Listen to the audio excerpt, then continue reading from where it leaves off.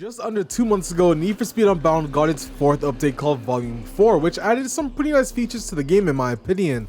However, you're probably going to wonder, hold on, when is Volume 5 going to come? And honestly, I would have assumed they're on a pretty good streak so far. However, ask me what Criterion is doing right now. Well, this. As you guys can see, Battlefield is getting some physics updates in terms of its vehicles, and you're probably like, hold on Alex, what does this have to do with Need for Speed? Well, if you weren't aware, there's a whole movement going online right now about we want NFS, which is we want Need for Speed, and basically this has all happened because of what EA has done time and time again to Need for Speed fans. And obviously I'm gonna join in because Need for Speed, as I've said in my previous video, is literally my second favorite franchise.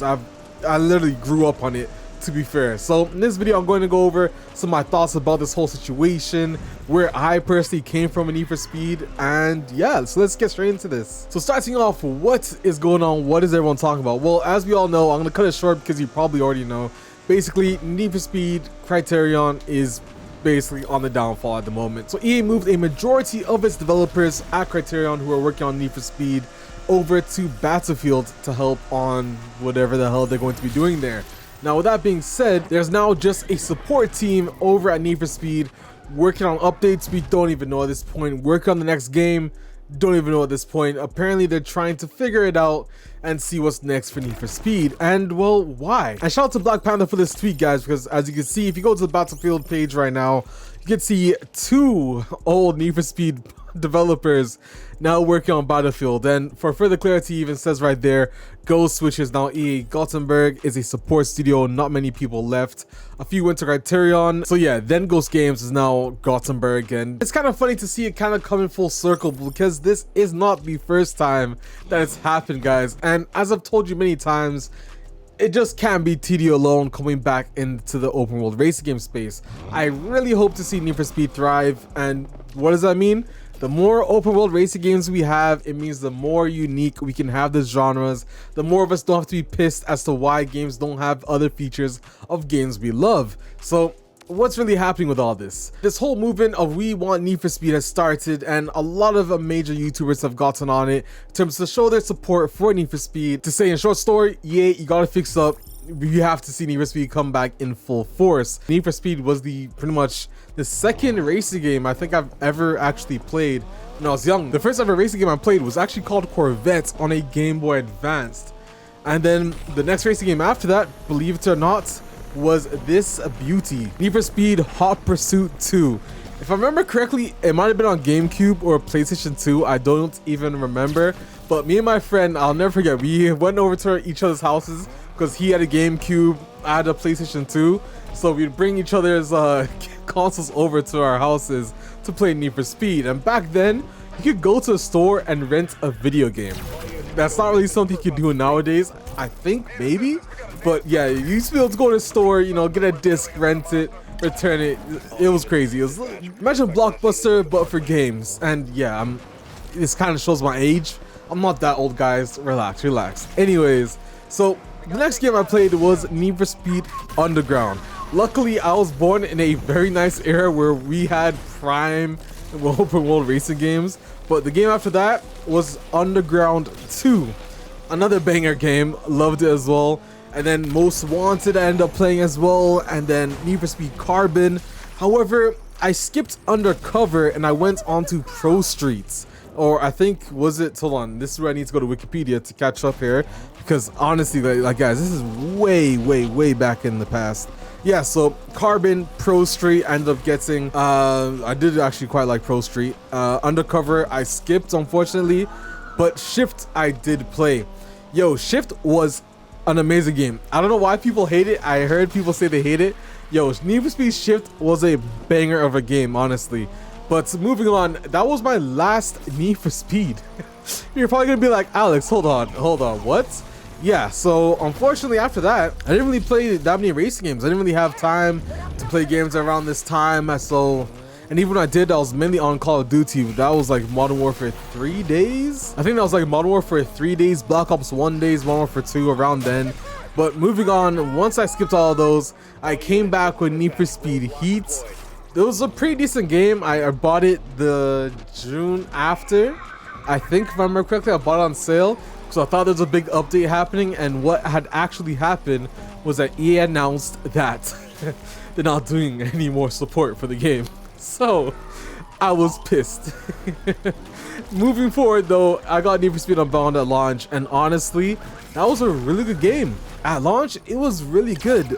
But there's one thing that I think definitely stunted its growth at launch, and that was the first update. The time it took for them to get that out, I think kind of did more damage than it did benefit them in the first place. But regardless, they've caught up now, and all of a sudden they're going back down, which sucks. I cannot see Need for Speed go down. I mean, literally guys, no matter what, as much as I say I love TDU, I grew up on Need for Speed. Literally, I grew up on Need for Speed. So seeing things like this kind of upset me, to be fair, and I totally understand the whole Need for Speed community and where they're coming from things like this. But this is where I kind of have to talk about where it's not really just 100% EA. If we're being honest here, and listen, I don't mean to offend anyone, I'm not trying to piss anyone off, but hear me out, low-key, the community is kind of a little bit also to blame. It's not 100% EA, and I'll kind of tell you why and my opinion on how. So don't get me wrong, EA has done some shitty things in the past for other games. However, we as a community also have to do better in terms of how we react to things, you know, how we see things, how we interpret them, how we spread misinformation about stuff. Because I mean, if you guys remember this leak right here, this made everyone think that Need for Speed Unbound was going to be complete ass. Whether or not it came out and you still thought it was ass or not is debatable, but honestly, the footage we saw had zero representation of what we had at launch. Even the design, the mechanics, there was stuff going on about this is an anime game. Nothing about this game is anime, and I think that those kind of misinformations can ruin a game before it even launches. And to be fair, that's more on the community than it is on EA, because stuff like that, spreading misinformation, going on massive tangents and complaining about things that aren't even in the game's design is what kind of maybe led them to also maybe change a few things for all we know. So let's talk about what I want to see and what should be the next Need for Speed. Now, physics. Hear me out, guys. Hear me out. Hear me out. I mean, first off, I know Break the Drift isn't what anyone wants to see, but hear me out. If you guys remember this game, Grid Legends, the physics in here actually isn't that bad, and it could be a pretty damn good base for Need for Speed Unbound. I get it. I'm not trying to spread this realistic 7K physics onto other racing games, but listen, I think Need for Speed could pull off a really nice arcade base physics and come out with a banger game in that terms, because there's a lot of things that I think would suit Need for Speed really well, and the physics is something that I think can be worked on and improved. But to even begin with that, why is Criterion still working on Frostbite? Now, Codemasters is currently coming out with a WRC game that is running on Unreal Engine. I think they can make Need for Speed on Unreal Engine and actually come out with a banger.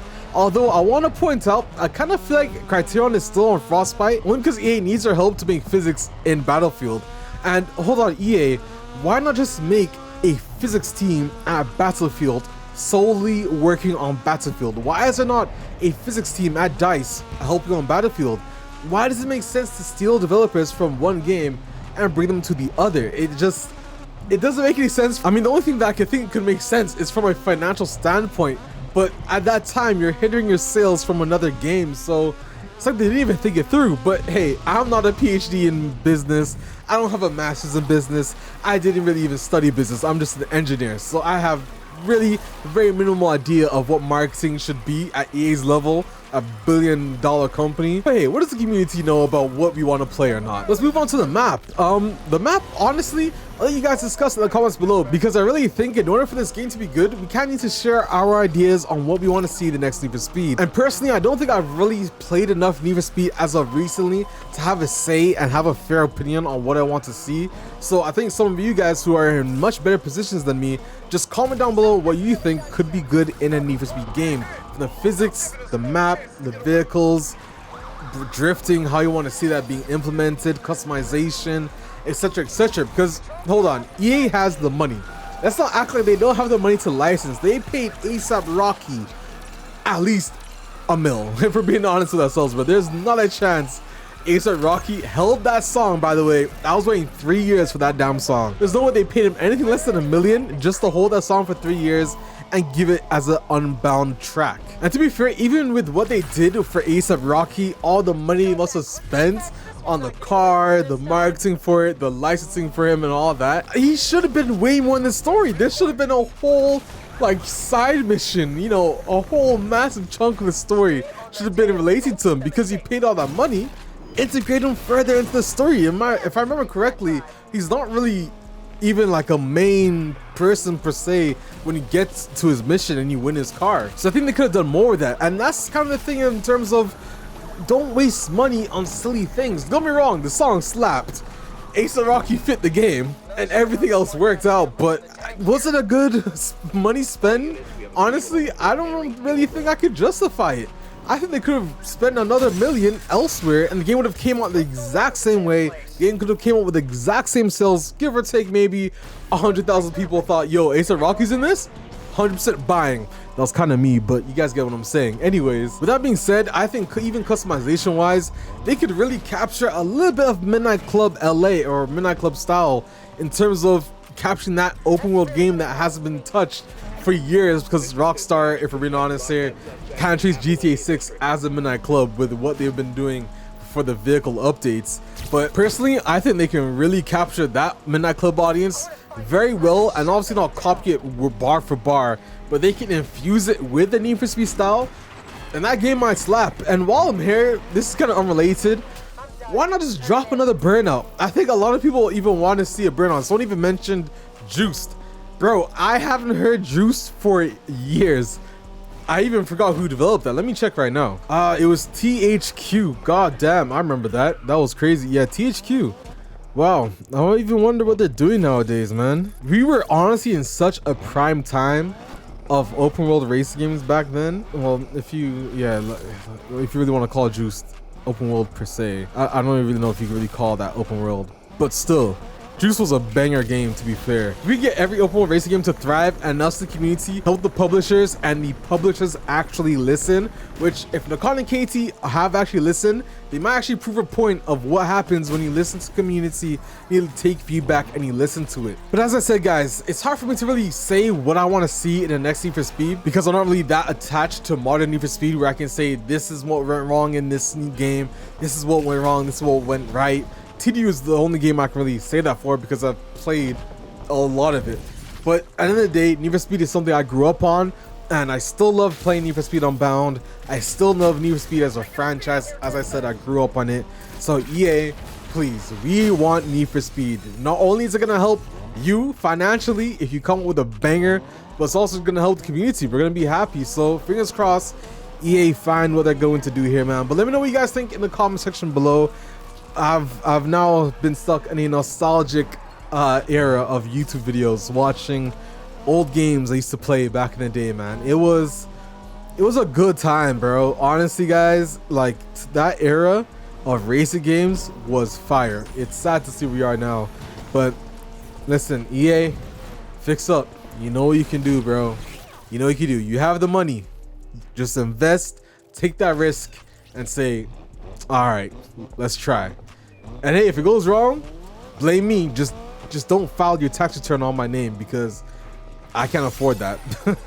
Anyways, you guys already know what it is. I'm Lock7, and I'll see you guys in another video. Sorry, this is late, by the way. Peace.